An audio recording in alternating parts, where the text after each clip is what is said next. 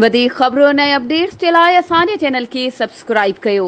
ऐं हा बेल आइकन खे प्रेस करण न विसारिजो त जीअं असांजी हर नई अचण वारी वीडियो तव्हां ताईं पहुची सघे।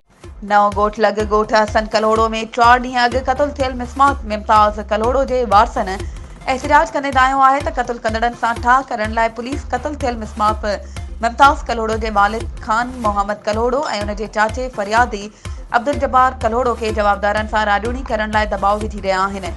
अब्दुल जब्बार कलोड़ो सहाफ़ियुनि सां ॻाल्हाईंदे चयो त असांखे ख़दशो आहे त जवाबदार शफ़ी मोहम्मद उर्फ़ राणो कलोड़ो खे पुलिस गिरफ़्तार करण बाद पुलिस ॿियनि जवाबदारनि खां गॾी रिश्वत वठी केस खे बी क्लास करे जवाबदार मुमताज़ कलोड़ो ऐं इमदाद कलोड़ो जा नाला ख़ारिज कंदा ऐं असांखे बाअसर जवाबदार मोतमार धमकियूं ॾेई रहिया आहिनि ऐं असांजी जानियुनि खे ख़तरो आहे। असां अपील कयूं था SSP दादू अब्दुल ख़ालिक पीरज़ादा DIG हैदराबाद IG सिंध खे त फ़ौरन जवाबदारनि खे गिरफ़्तार करे असांखे तहफ़ुज़ फ़राहम कयो वञे। ॿी सूरत में असां पंहिंजे बचनि सां गॾिजी सख़्तु एहतिजाज कंदासीं।